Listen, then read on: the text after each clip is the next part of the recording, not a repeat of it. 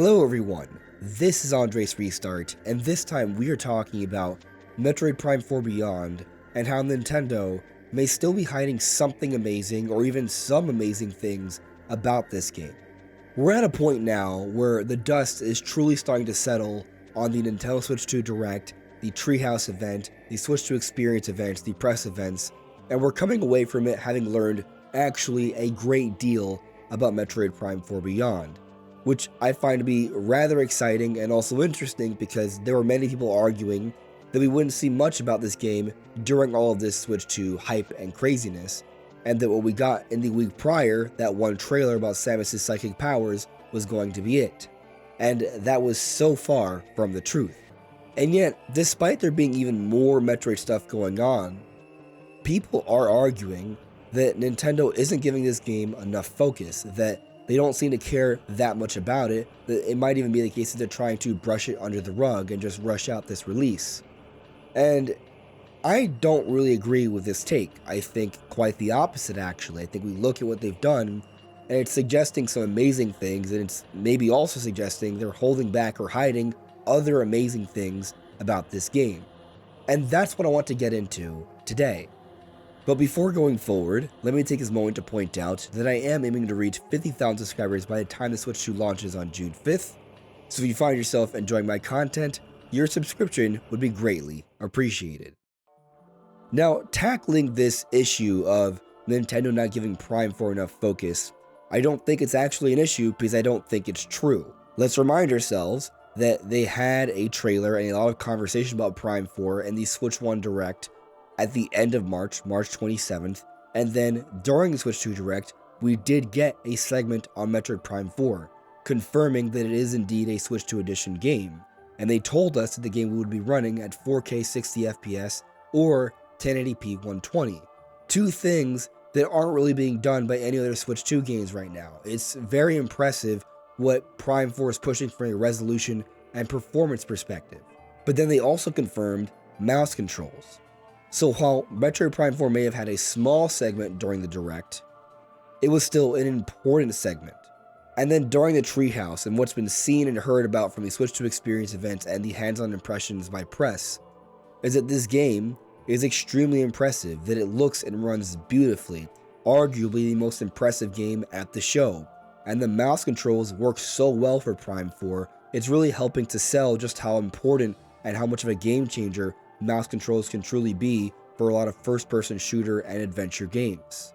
And so you consider all that, objectively speaking, Nintendo is using Metroid Prime 4 to showcase the visual, performance, and mouse control abilities of the new console.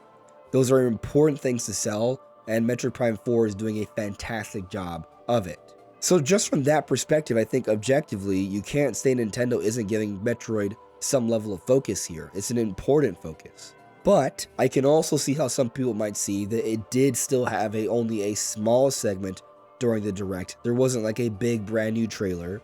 And they gave a lot more attention to Mario Kart World and Donkey Kong Bonanza, which also got several Treehouse segments while Metroid only got one. This is true. And I actually agree that both Mario Kart and Donkey Kong are getting more of a focus than Metroid. But I also think they should be getting more of a focus than Metroid because guess what? Mario Kart World is the launch title for Switch 2 on June 5th, and Donkey Kong Bonanza is that next big game coming out July 17th. Nintendo should be talking more about these games right now, because they're about to come out. Now I suppose one might bring up, well, why isn't Metroid a launch title? And sure, we've definitely speculated that Metroid might be a launch title. We've predicted it at times, we've gone back and forth, but as we've approached this time and we saw that Nintendo was pushing Mario Kart with that first look trailer, we started leaning more so way in this direction, and considering that maybe Nintendo's just thinking of a different time of the year where it might be great to push Metroid, especially when you consider the pricing situation with Switch 2 and Mario Kart and everything that's going on. Nintendo probably doesn't want Metroid to be a part of that right now. It might make more sense to have it come out just a few months later where it can take all the focus for a little while. And really, I just think that's what's going on here. I think Metroid is going to have its time this year where Nintendo is going to be fully advertising the game. Think back to how they advertised Metroid Dread. They really pushed that game hard after the June Direct when it came out in October. And I think we could be looking at a very similar scenario here. Which brings me to the release date part of the conversation. They never gave us a release date for Metroid Prime 4, but I don't think this is a sign that the game is maybe going to be delayed or it's not coming anytime soon. I think it was merely a sign that it's not coming out this summer, or early summer at least, and that's really it. A lot of people have remarked at how polished the game feels during the Treehouse segment, during that introduction to the game, and it almost feels more polished than any other game at the show. And when we also consider that they've been playtesting this game for a couple years already, to me that just says that this game is either really close to done or maybe even done already, and they're just waiting for the right time to really kick the advertising into overdrive here and put out the game. I'm leaning towards the month of September because I do feel like Nintendo wants to have at least one more major release that will be taking up the October slot. And I also look at August, and I feel like if Prime 4 was an August release, they might have told us the release date already. We do have the release date for Kirby, for example, and I can also see Drag Drive probably coming up before Metroid, given that they've told us that it's a summer release time. After June and July, there isn't much summer left. It's either August or a few weeks into September, I suppose. So I see Drag Drive, a simple game it appears, coming out in August alongside Kirby plus its expansion. And so once we get by August, then what is really left? September, October. We know Pokemon's probably coming out in November or October because they told us it's a fall release. So September seems like a pretty good bet at this point. So now that we've established that Nintendo probably does care about Metroid with the way they are showcasing it for Switch 2, and that really they're just saving it for a little bit later into the year to have more of a bigger advertising focus, what could Nintendo be hiding about this game? Well, let's go back to the Treehouse. And I'm not going to go over every single thing from the Treehouse. I kind of already did my initial analysis on the Treehouse segment about a week or so ago, so if you want to check that out, you can. But there are a couple things I want to bring up that I found to be very interesting. So one part is the music of the game. There's like this alien chorus that's playing in the background throughout. Here's a couple clips. Work with some of these ships. Yeah, just join in on it.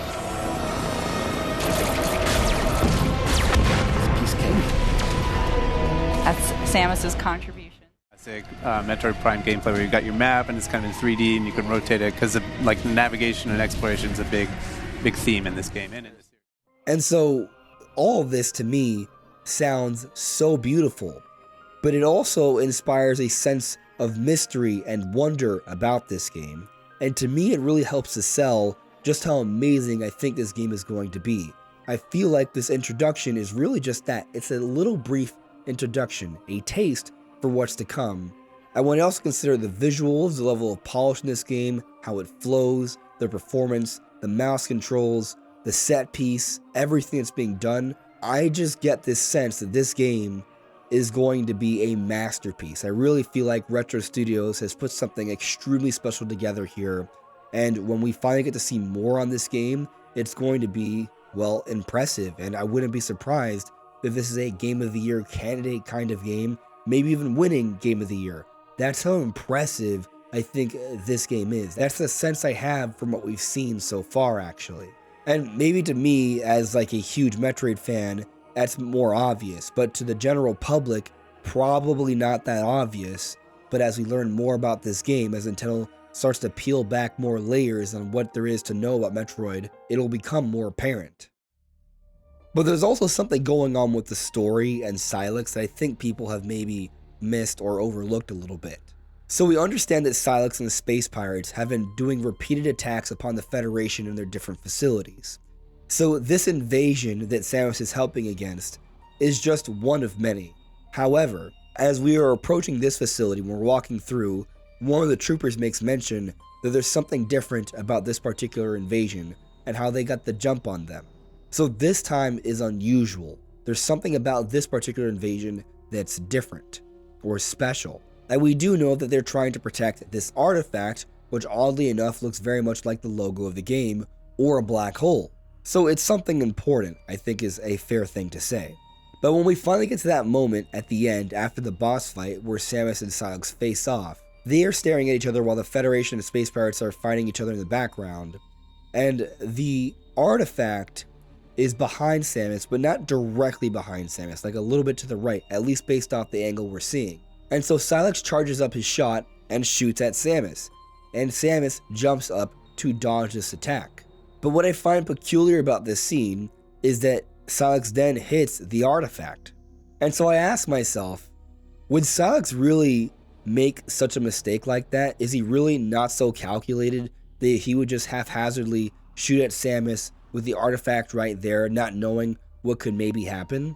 If they are targeting this artifact, if this is a special invasion where they have a particular plan in mind here, why would Sylux just so irresponsibly blast in that direction if they so desperately want this artifact? And so there's a few possibilities here. It could be that whatever sort of mysterious identity Sylux has to do with some sort of relationship that he had with Samus in the past, and when he's in front of Samus, it stirs up some sort of crazy emotions that leads him to making poor decisions. Or B, he was never aiming at Samus to begin with. He didn't miss. He was on the money. He wanted to hit that artifact because he had an understanding of what it might cause. Both of these scenarios make more sense to me than Sylux just coming in. They've been trying to get this artifact. There's a special invasion, and he just irresponsibly, the leader of these space pirates, just blasts in that direction and causes a whole bunch of mayhem accidentally. I feel like it's got to be a little bit more than that, or else they're kind of really underselling the value of Sylux. Like, they're doing all these different things to build him up, make him seem like a big deal, and then he just kind of dumb and shoots at this important artifact that they've been working so hard to get all this time. So I just think that's something important to keep in mind here. And I think it's going to be an important element to consider when it has to do with the story of this game. Because right now Nintendo is keeping a pretty close lid on what's going on. Now there's an interesting rumor, if we could even call it that, going around. So I saw this tweet from Kiwi Talks. Really love Kiwi Talks interviews, does amazing interviews with a lot of different developers, including Retro Studios developers from the past. And there was something he talked about before the Direct, that Metroid Prime 4 would be at the Switch 2 Direct and that it would blow everything else out of the water. And surely that was a very subjective take.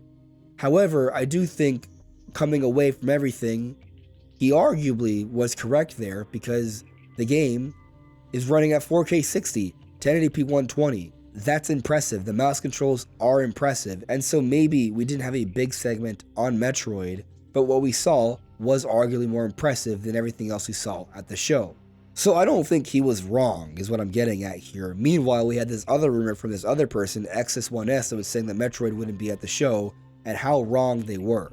But Kiwi Talks had something else to say on Twitter very recently. There are some false stories going around regarding Prime 4, so let me clear it up. Prime 4 will have elements of all three Prime games. It will mostly be a fusion of Prime 1 and 2 with the cinematic set pieces of Prime 3 in the intro and finale, with a few other surprises thrown in.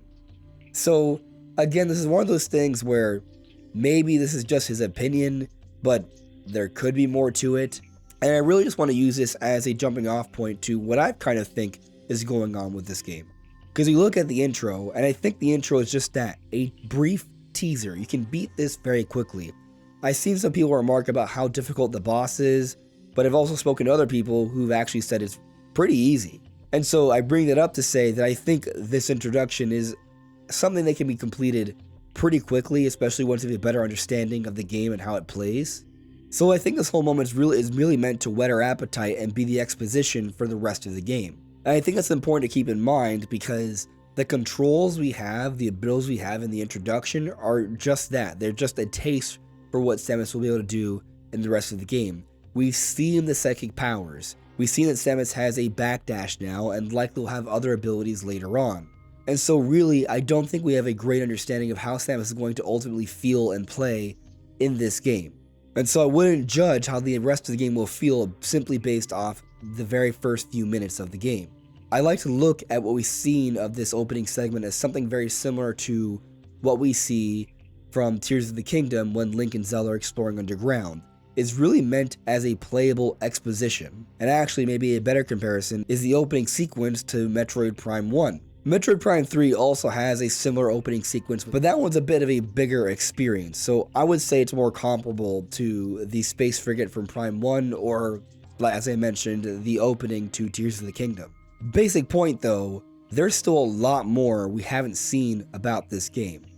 And I agree with Kiwi Talks here. We shouldn't assume this game is going to play like Prime 3 just because of the beginning and we see how there's this relationship with the Federation. I really love the idea that it's going to play more so like 1 or 2 throughout the rest of the game, but the finale will also feel similar to 3, and there will be some other cool segments in between, some pretty big key story moments that maybe even are somewhat like how they handled things in Dread. Metroid Dread actually had some really strong story beats, and so I would love it if in Metroid Prime 4, they have a really cool beginning, they have a really cool end, there's some really cool lore you can extrapolate from scanning the environment, but there's also the occasional really cool story beat. It's just something really awesome about the story of this game. I think that might be the most ideal way to go about this. But considering how this game could have other elements from the other Prime games, Metroid Prime 2 had multiplayer.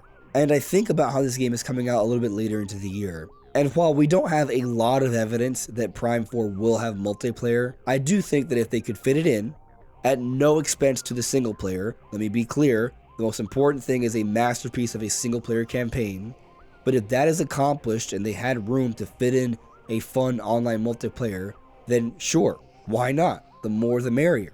But this could be something Nintendo is hiding about this game, because if it is to have a significant multiplayer, then that would be more reason why it would not have been a launch title, because we already have Mario Kart World that is that big online multiplayer experience. And so maybe Nintendo wants to have more than just one big multiplayer game this year. So if Metroid has a component to the game that's like that, then maybe they really want to sell that later on. And it comes out a few months later, it's a decent amount away from Mario Kart, but it's also a very different kind of thing, right? It's not racing, it would be shooting and stuff, right? And a mode like this could help to push Metroid to become an even bigger seller. Which, if anything, might be the main reason why Nintendo and Retro would decide to put in multiplayer into Metroid, because they do want it to reach a larger audience. And something else I'll bring up that might help this idea to make a little bit more sense is that Sylux, a prominently featured character for this game, his origin is from Metroid Prime Hunters, a multiplayer-focused Metroid game. And so with the inclusion of Sylux, I do have myself wondering, is Prime 4 going to feel somewhat like Hunters, at least from a multiplayer perspective, which was actually a pretty big deal multiplayer game back on the Nintendo DS. It was kind of pioneering what could be done with handheld consoles back then. So I haven't completely written off the possibility of there being multiplayer in this game. I am not predicting it, I'm not even saying I'm necessarily expecting it, I'm just keeping an open mind, because I do think there's something else major about this game that Nintendo has yet to really show off. But here's another idea that we possibly have even more evidence for than multiplayer that could be something big and amazing that Nintendo is hiding or holding back on for Prime 4. And that's having an expansive map. I am not saying this game is going to be open world. I agree that we need to maintain that Metroidvania structure. That is part of the magic for Metroid. Now, if Retro Studios sees things a bit differently, if Nintendo sees things a bit differently and they come up with a new formula, I'll be open to the idea and I will judge it after I actually give it a try. But what I'm getting at here is that there might be one big hub area or open map that it connects different parts of the game, or there could just be some different expanses in the game that are more vast than most. And the reason I bring up this possibility, the reason I think there might be slightly more evidence than this idea of multiplayer, is because when we take a look at the key art for the game, there is this vast desert environment that's behind Samus that we haven't seen anything of yet. We've seen the ancient aliens, we've seen the Federation stuff, but there's something really strange going on with this background here, this vast expanse of a desert with multiple points of interest. It does have me wondering, are we going to be able to go to these different multiple points of interest across this vast desert? Could this be a hint towards a vast expanse that we can explore at some point in the game? If we consider that this is a modern game, right? It's been so many years since the last Metroid game. The last game that was made was Metroid Prime 3 that came out in 2007. And even with Metroid Prime 3, they had actually had some open world thoughts about the game beforehand. And with today's modern technology, more concepts like that may be feasible. So what I'm getting at here is that they may be including some vast expanses to offer up some variety to the gameplay, This would not be taking away from the Metroidvania-like structure of the game. There would just be some different areas that we can explore in different ways. And I also think you have some element of open exploration or open-looking exploration that will definitely get more people into the game because, quite frankly, open world sells. Or open environment sell. I think it's not so much about being open world, but more so evoking this greater sense of adventure and being able to explore in so many different ways. And so there could be something like that.